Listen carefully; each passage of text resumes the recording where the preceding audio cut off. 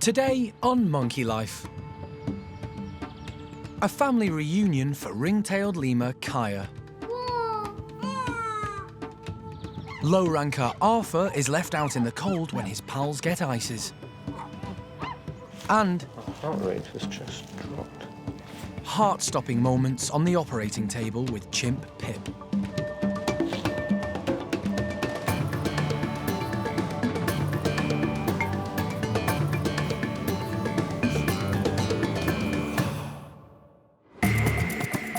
This is Monkey World in Dorset.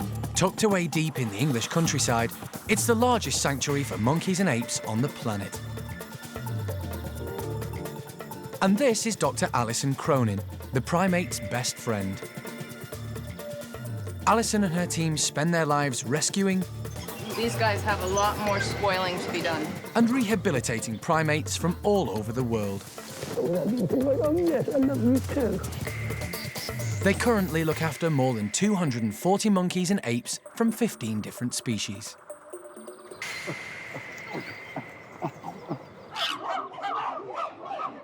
The park was originally set up to look after rescued chimpanzees and now has 3 adult groups and the nursery. Yesterday, the primate care team were alerted by noisier than usual activity at alpha male Hananya's outdoor enclosure. We heard a bit of a commotion coming from the back of the enclosure and everybody ran up towards the house, and we noticed that Pip had a cut above her knee. So we're going to have to give that some medical attention.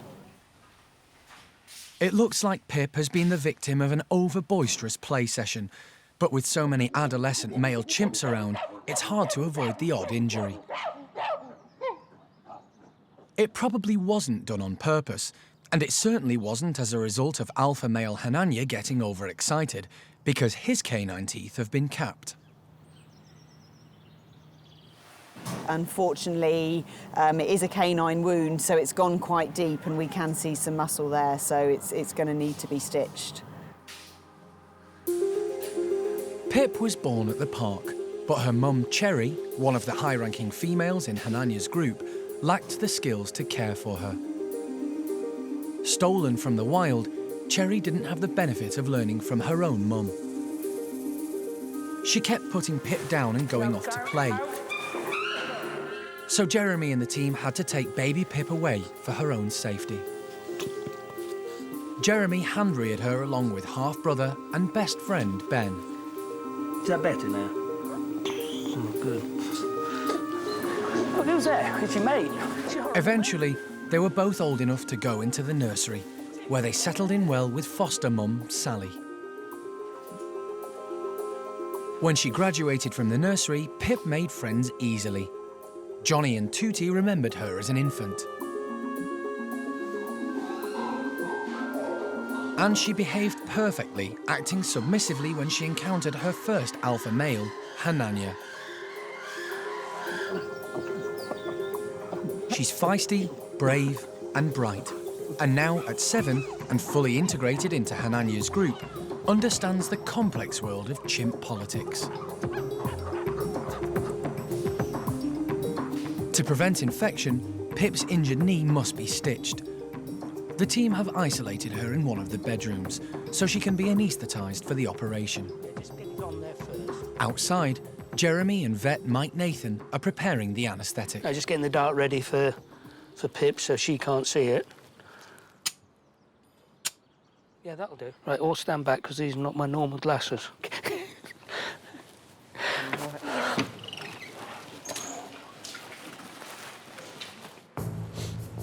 Hello, darling. Darting any chimp is no easy matter, but Pip, always lively and quick to get agitated, knows something is up.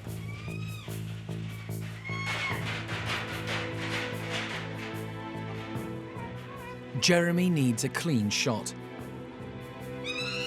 But with Pip constantly on the move, it's not easy. Half-brother Ben looks anxiously through the window from the outdoor enclosure. He can hear Pip calling.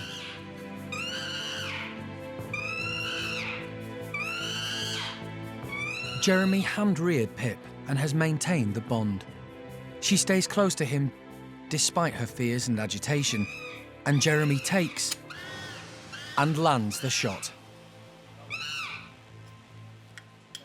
A little bit wasted, but very little. You good girl. Are we good now? Are we friends now? Eh? We're gonna be okay now? Good girl. The tranquilizer immediately begins to take effect. No. Yeah, just go to sleep, okay? We're good. No. Yeah. Are you okay? You're a very forgiving girl, aren't you? It's okay, I'll look after you. I'll protect you from the horrible man with the gun. Jeez. But Pip is fighting the drug, and although she's drowsy, she doesn't fall asleep. Her high state of agitation may have raised her adrenaline levels and could be to blame. She could have probably, well, I say another half a mil, because it's just not touched her. Now she's sleepy, Jeremy can hand inject her to top up the medication. That's taken her up to 3 milligrams per kilogram of ketamine, which is probably, I don't want to give her a vast amount. You want to put that on the report? She's had that? Yeah, it's all there.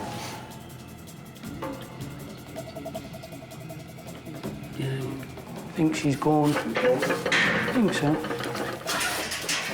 I need to go that way. And then you can go that way.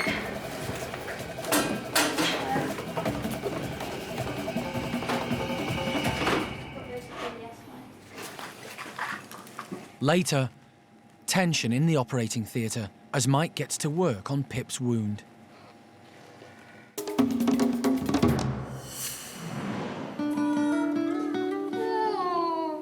Recently, Alison went to Belfast to pick up Kaya the ring-tailed lemur. Kaya had been bought as a family pet by Leanne and Adrian and their daughter Megan. But after the boisterous baby lemur attacked Megan and began to wreck the house, the family realised lemurs are wild animals and don't make good pets. Alison agreed to rehome her with the sanctuary's other lemurs. Now, the family have arrived at Monkey World to see how she's settling in. Kaya is still in an indoor enclosure, getting to know Fennel, the dominant female lemur. But the family are keen to see the outdoor woodland where she will eventually live. It's nice, isn't it? Oh, look, Megan. It's all Kaya's new For a friends. suntanning. That's where Kaya's gonna live. The park already has 8 lemurs, 7 males and 1 female, and they're free to climb trees and roam throughout their 1-acre enclosure. They share it with Blue, the only ruffed lemur. She's gorgeous. She's lovely. It's really nice. She'll love it here. There's plenty of them, isn't there? How many do you see? 2. I mean 3. There's more loads up. A couple up the wall. 1, 2, 3, 4. Maybe 6. I can see 7. It's gonna be Kaya's new playfriend. Wild ring-tailed lemurs live only in Madagascar. Their tails are longer than their bodies, but unlike some other primates, aren't used as an extra limb. They can have 2 or 3 babies at a time and eat fruit, flowers, tree bark and sap.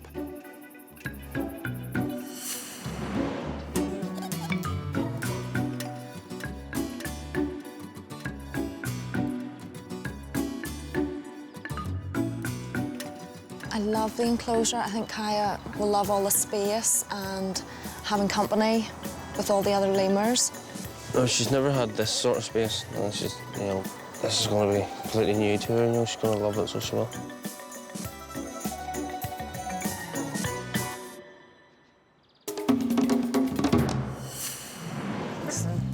Arms. Right, Kaya's through here now. Kaya, the ring-tailed lemur's former family, are on a visit from Belfast Come on in. and are about to see Kaya again for the first time in weeks. Hi, look who's here. Hello. Who's here? Hello, Kaya. So she's doing really well. I mean, the introductions with Fennel went just excellent. She seems very content. She seems happy with Fennel, and she keeps running up to Fennel, and yep, she's very, very happy. I think a few things have changed. I think her diet's changed a bit based upon what you said to me. Yeah. Yeah, she How was very what did content. you have to do to get her to eat right? We'd have to steam or roast vegetables. She liked them roasted in the oven. And did you have to hand feed her? Or She liked it Yeah. off our plates, and Yeah. because I don't eat meat, then I would put a lot of food on my plate, and we would share. We'd have to share food, and then I could guarantee that she would eat vegetables, or she wouldn't eat them if they were in a bowl. Or if we tried to give her things like rolling fruit up in tin foil and doing different wee things to keep her occupied, like we see you doing. Yeah. She wasn't interested. She knew she was going to get it from us Eventually, anyway, you yeah. know. So, So she was working you even as a youngster. Yeah, she was she was already spoiled, starting you know. to. Yeah, Very okay. spoiled. but now Because- she's starting to do all these wee. I think that you guys have made a really good decision time-wise. You cared for her and did a very nice job looking after her. She's very fit and healthy, but you called it right. It's now the time when she needs to be with other lemurs, and she would have just gotten more and more aggressive. Yeah. She's loving being with another lemur, but Kaya hasn't forgotten 8-year-old Megan. So what did you do at home to call her over? I just sometimes do the lemur noise when she comes. Like what? What's your lemur noise? Wah! Wah! Wah! Wah! She's gonna be a popular lady.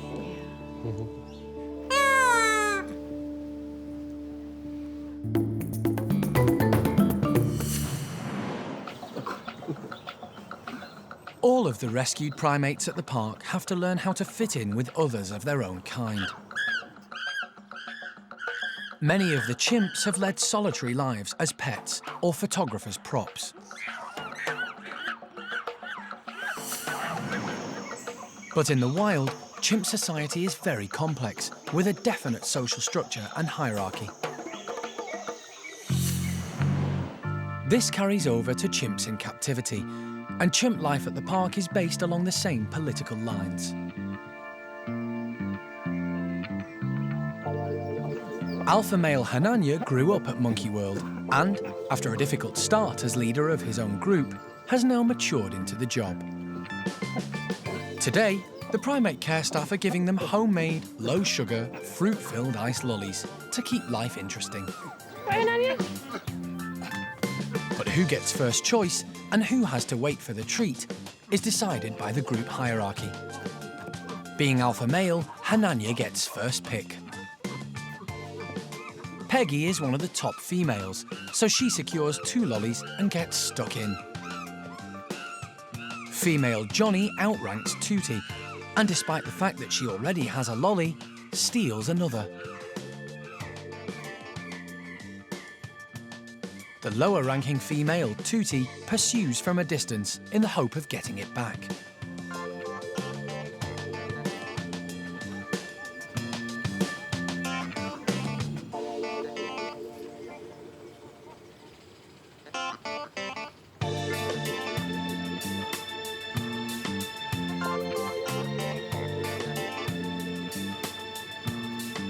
But as she's not prepared to fight for it, she has to settle for leftovers. How high up the order they are can depend on a chimp's character, family history, and friendships. 16-year-old Arthur is way down the pecking order, and he knows it. With him at the bottom is Honey, who wouldn't dream of challenging Peggy for her ice and instead searches for scraps. It's a real change from her old life. She was once owned by the Crown Prince of Dubai and had 2 maids and her own wardrobe. Chimps don't generally share, so while the top chimps enjoy their ices, Arthur waits hopefully for a taste.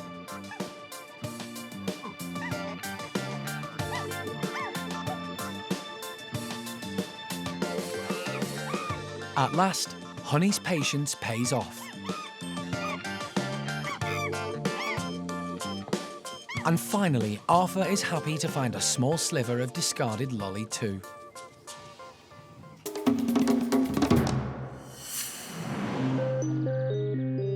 While Hanania and his gang are enjoying their ices, Pip, one of the group's young females, is on the operating table. Size 2. 2. She's got herself so hyped up. Adrenaline related, I Really, think. yeah, really hyped up and nervous. Vet Mike Nathan is about to treat a nasty wound on her thigh. Right. Mike and Jeremy had a tough job sedating her for the procedure. Now that we've got her anaesthetised, I think the problem we had with the anaesthetic was twofold. One, she was very, very stressed, and when some animals are very stressed, the adrenaline levels, everything interferes with how the anaesthetic's taken. They're fighting it all the time, so we had to top it up.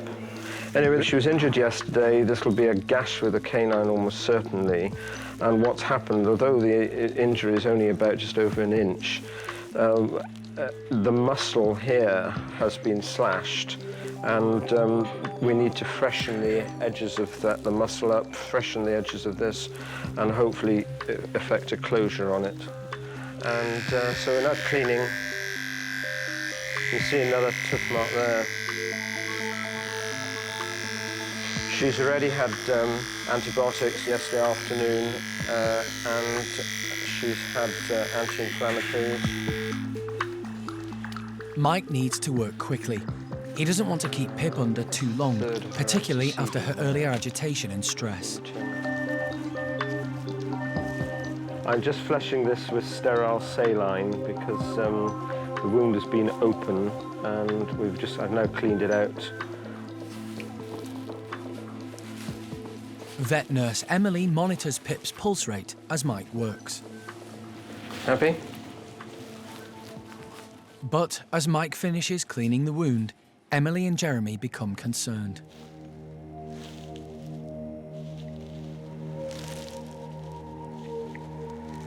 Is that you?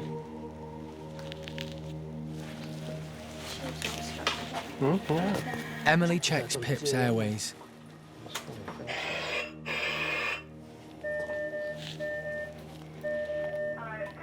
Mike and Emily have trouble finding Pip's pulse. I'm giving her the whole of her antecedent. Okay. Concerned, Mike gives the young chimp a drug to reverse the anaesthetic. Heart rate's gone back up. What are you doing this? For a moment, Pip's heart rate appears to pick up. But then, My heart rate has just dropped. Give me some of the adrenaline that we've got out there. I'm not happy about this. Oh, bloody hell. It's in the top there. Why has she done this? Mike tries a shot of adrenaline to get Pip's heart started again. Pulse is there, it's all right. Oh, good, because it wasn't a minute ago. For a moment, it seems to work. I feel her pulse, but... Just ventilator, okay? But again, the team cannot find a pulse.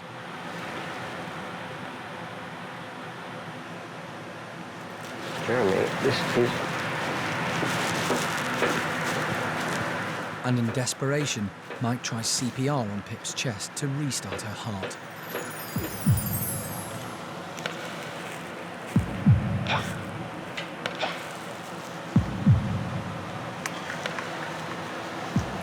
Just ventilator between the beats, is that...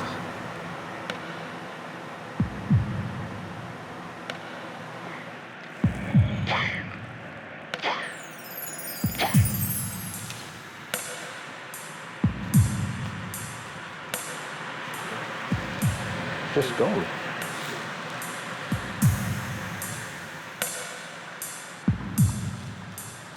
Jeremy, she's gone.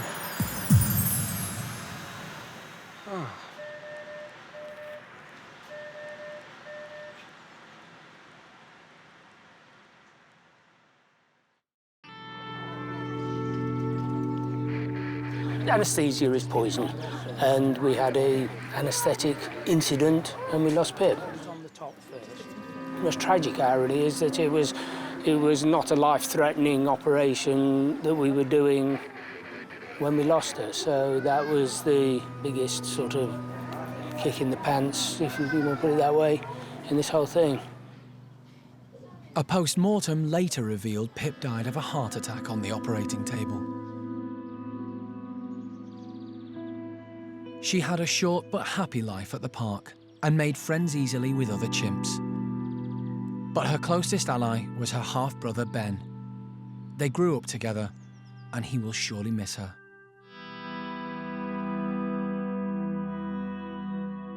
I think we were all shocked by the tragedy that occurred with Pip and her passing, because she was such a young individual that had such a good life ahead of her and really was born into circumstances, albeit not ideal, but not tragic. So really losing Pip was a blow that was unexpected and therefore probably harder to deal with than some that we might have predicted.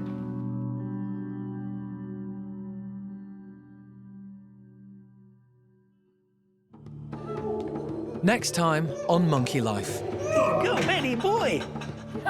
It's time for Ben to move and become a bachelor boy. Hey, good boy. And the ground-dwelling capuchin girls are on a high.